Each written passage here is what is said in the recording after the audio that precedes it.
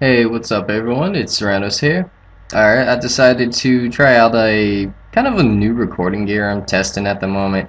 Kind of seeing how it works, and I decided, I might as well start off with a simple Runescape video. More specifically, I have, once I find it on here, Ganodermic creatures as my task, because I do have 95 Slayer. So, thought, hey, what better way to try it out than test it on Ganodermics and kind of show you the little bit of money I kind of make in the process, which, speaking of which, how much does my polypore got? Oh lord. Okay, I can't do that with that. So let me recharge that real fast. And if I recall right, this recording gear will let me record longer than my 10 minutes limit that I was having before, which was horrible. God. You know how bad that was. 10-minute intervals. I want to record longer than this. I want more than that. What is this trash? Oh yeah, I gotta have both hands free. I forgot. Put that on there. Try to eat up all my runes. Voila. 3,000. Alright, we're good. Type the flights real fast. I will type 2 flights real fast. I might make flights in recording for fun eventually soon. I don't know, something like that. He's talking about Terraria again. He's been kind of on Terraria's nuts ever since I showed him the game. Alright, Ganodermics. I might as well show an easier way to get there too. Why not? Why not? Okay, for starters, we're gonna go to Edgeville so we can get a kind of a quick access to one of the fairy rings. It's not necessarily needed to use the fairy rings to even get to the Polyport dungeon, just in general, but it makes life easier. Alright, pretty much we're just gonna go over here to Edgeville. And there's a fairy ring on the west side of the Grand Exchange. I need to recover my prayer points, which, speaking of which, set my cutscenes, since I'm going to be using magic, and they don't really range, but I always put that on there, but whatever. That's personally what I like to use setup-wise. And note that these curses that I just set up are only if you do my strategy, which is prayer flashing, because most people when they go there, usually they'll take, a little bit of food, or they'll, more actually, what they'll do is have like half or full inventory, or maybe not quite full, 3/4 to half, I'd say, full of like prayer potions, maybe a holy wrencher, stuff like that, because all they do is they just pray mage and they just attack them. A super simple method. Me, I don't know, I'm like the only person I ever see there prayer flashing them.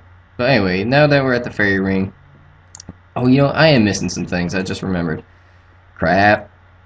Alright, that's a good thing about the fairy ring portal, is when you're at Zenaris, or the Lost City, whatever the hell you want to call it, there's just a bank right over here. It's getting there. I totally forgot some stuff. Good thing I have my pen in already. Where is... Whoa. Hello.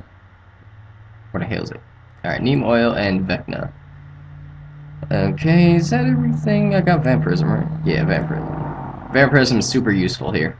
And I'm not using like my top tier gear, like I don't have an arcane stream sadly because I hate dungeoneering. If I had one I would probably be wrecking way better. Because I've already camped Ganos without even having them on a Slayer task, so I'm going to be doing a ton more damage in general. Yeah, I could care less about boots. Make your comments about it now. And I could use my, oh yeah, code is BIP. Remember it. I got that memorized, obviously. Anyway though, I could use my 1 spellcaster gloves, but I try to save those for more higher enemies, even though Ganos are pretty high, you go through them kind of fast. Anyway though, other items I have, obviously my Slayer ring, so I know how many I have left to kill. Enchanted Excalibur for healing, since that's pretty much what you do.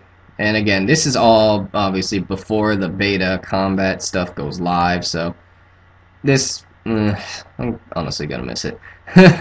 Obviously all this stuff's not gonna be here forever. Dang, I'm gonna miss it.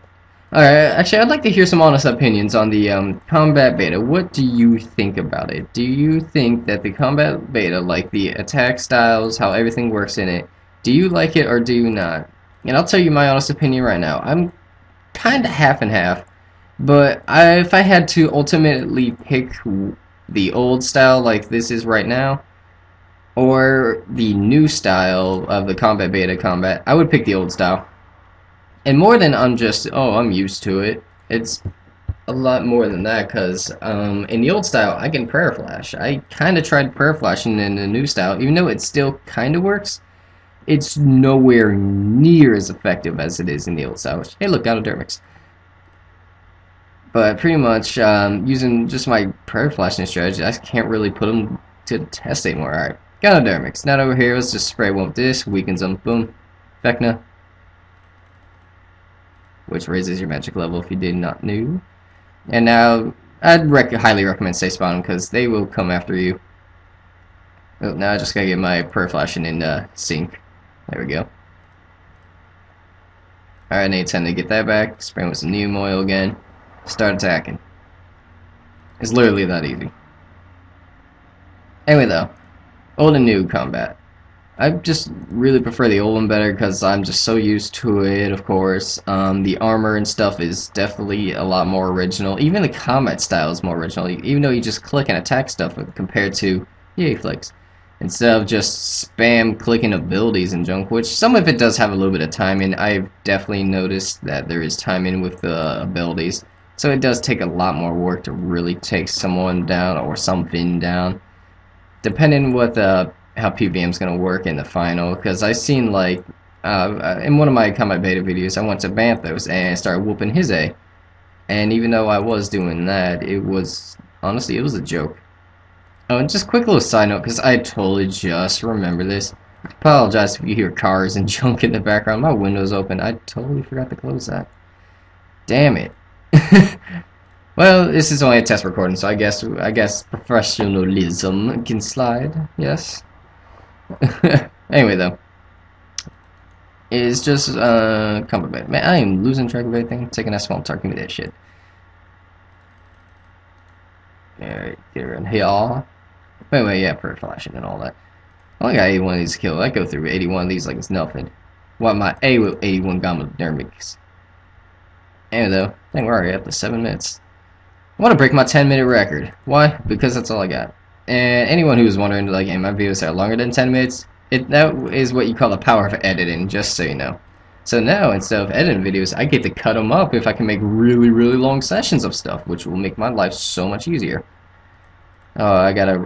One thing I need to test this thing out with is full screen games, because there's a difference between full screen and windowed games. For you guys who do know that, pretty much windowed games show up on borderline any recording, like Runescape is a windowed game, so obviously it's going to show up, no issue, no problem. That's all fine and dandy. Well, with full screen games, depending on, like, there's a difference between a full screen windowed and full screen. It's kind of hard to explain, I'm not even going to lie. But pretty much true full screen games will kind of like take up your full screen, and you'll definitely notice a change. You won't see like none of your like taskbars or anything at the bottom or top of the screen. You won't see none of that at all. That's when you know for sure it's a full screen game. Like when I've recorded some Rusty Hearts, even though it was on a full screen mode, it was a windowed full screen since I still saw like my task bar and all that at the bottom. And that would be, I guess, kind of one example of it. Man, this Ganodermic's being a pain in the ass. Anyway, though, it's kind of hard to explain to that. Yeah, I know people are messaging me on Skype. Not right now, I'm test recording, damn it. Anyway. Damn, I'm getting sidetracked like crazy. I'm talking about test recordings. I'm over here talking about beta junk, which I like better or not. Test recording wise, that's really all I can say about that one. Oh, some shitty mushrooms. Take that flake though. Anyway, let's see. Alright. Back to the whole combat beta topic, though. No, I don't want the swamp tar. Yeah, I want to change my camera. Pretty much.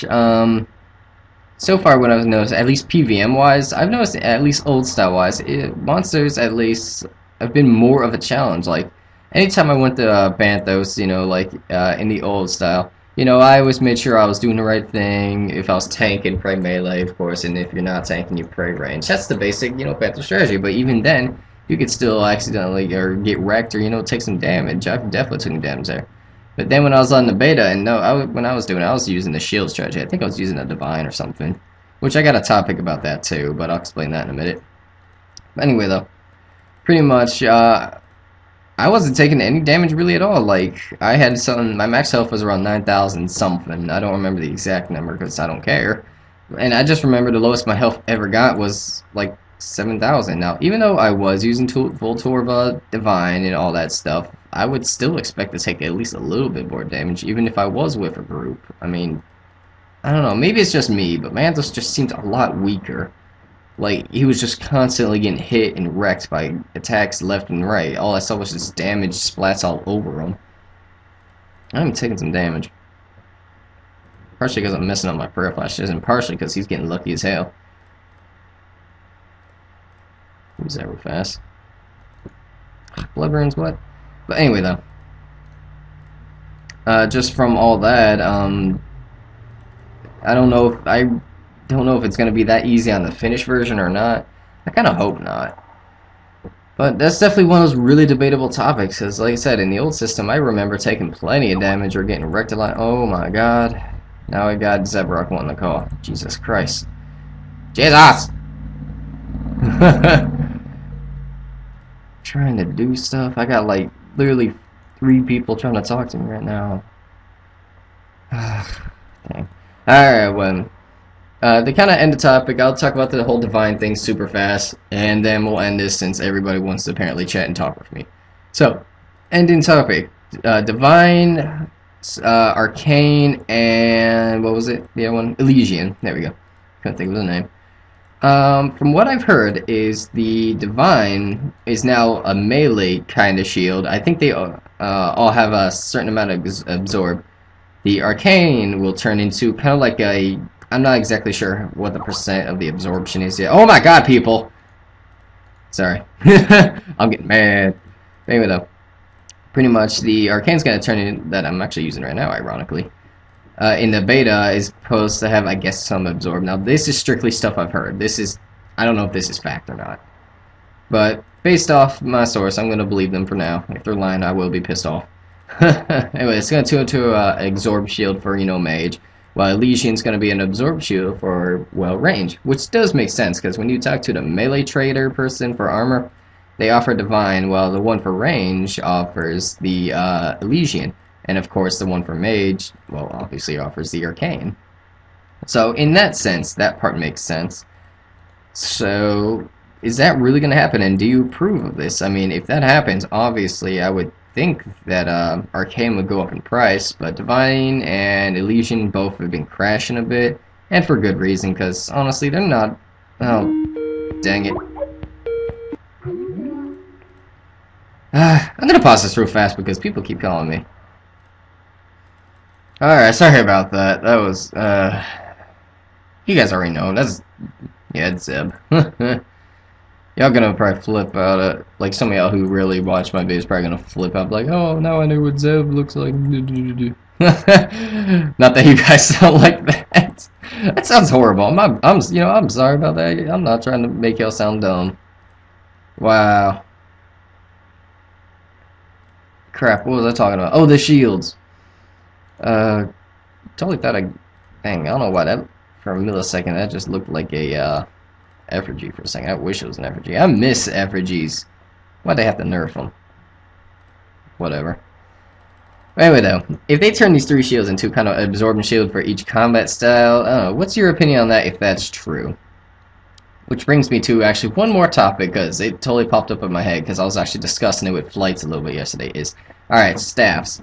For example, my Polypore staff right now I'm using, obviously not on beta, is a 2-handed staff, and even more so, apparently can't use the Polypore spell in the beta. Alright, my first opinion on that is, what? Like what the hell? Why can't it use the Polypore spell? Like, that's what the staff was made for. This is what I use it for. If I can't even use a Polypore spell, then what's like use of even having it? So, the fuck. That's my first opinion. Now, my second opinion, it's 2-handed. That's another what the fuck. Because I use shields, obviously, with this staff, which is another reason why I have it. I don't want it to be 2-handed. That's bullshit. I don't want no wand. I want to use my Polypore spell with a 1-handed thing so I can use a shield. Shut up, motorcycle! But pretty much, dang, I'm getting angry at all the vehicles. I'm getting angry at everything today. Anyway, though, is... alright, if it's 2-handed and I can't use a shield, one thing I thought Jadek should have did, because, I don't know, in my head, this just makes all the sense in the world. Now they could have kept the whole wand thing. I'm fine with that. You got a Virtus wand, magic bonuses. Strictly a one-handed thing. From that, maybe instead of the whole like making staffs two-hand, maybe they could have it where you could actually have a right-click option. Like say, for example, right-click option to switch it between one and two-handed. Like even if you're wielding a shield, maybe you could put your shield on your back or something, and it wouldn't come out or be equipped at all while you're two-handing your staff. But when you two-hand your staff, obviously you'd put out more, DPS, damage per second, and more accuracy and damage. While you can still switch it back to one-handed and have a shield for obviously more defense, but less offense. In my head, that just makes all the sense in the world, and if that does work, or if they did do that, that would be really sweet. I would love that. It would make all these staffs that are now two-handed actually still have a good purpose, and that's what I aim for. I want all my items that I have right now to have a good purpose, like Dragon Claws, for example. On the beta, it seemed like Dragon Claws literally did enough, and no one was ever using them. It's like, why even use them anymore? I mean, they're like 7 mils, something like that right now, so I probably should, sell mine before, junk happens. Before the beta truly goes live, because then my claws are just a piece of trash and useless. It's like, again, just what the heck. Oh yeah, shark. I'm gonna eat that. But I guess that's enough talking for me today for this recording. Ooh, I hit 16 minutes, dang. Well, I'd say that's a pretty good test recording. I'm obviously gonna have to look over this video, and if you guys actually see it on YouTube, then obviously this recording was partially at least successful. So I thank you guys for watching this. Definitely share your opinions on the comments. I guess minor note about any of my other videos is obviously I'm doing Mega Man Battle Networks that I've been uploading. Those are unfortunately all the ones I have currently are all 10-minute parts, at a recording gear. Again, test. I gotta kill one more Gano while I talk, I might as well. Anyway though, doing that, I still need to record some more parts of Banjo-Kazooie, and if this is successful, then I'll definitely get on that for sure, and I definitely need to talk to Zeb about making some more Terraria parts, which I've been playing around with my Terraria a bit, and I gotta make sure I still even have my original character, because if I don't, I gotta do a tad bit of wow, I can't talk English. Reorganizing again to make it kind of simulate back to what I had before. I really hope I don't have to do that again, because I already had to do that once for the series, and that was kind of annoying. Aside from that, I never got any inboxes about when I was asking if you found any funny or whack moments in any random animes or shows and stuff you like. So yeah, if you find any funny moments you guys want me to do, like a mini recording on said parts, if you want a small amount more detail, look at my one Fancy Cat update video. Yeah, that's the real title, what of it. But pretty much, yeah, if you want any info on that, want to send me in my inbox or, link me to strictly YouTube videos. I won't take any other sites for obvious reasons. But, yeah, if you definitely find any of those, please tell me. I'd like to make some fun little mini recordings on that. Alright, that's good enough for me, so I will see you guys later. I hope you have an awesome day, and I hope y'all get some 9-5 Slayer so you can slay these Ganodermic beasts with me. I'd like to see some people down here just chilling. I would like to see some people in general just chill and play with me a little bit. That's always fun to see some, fans always play with you. Who doesn't like that? Alright, that's enough for me. See y'all later.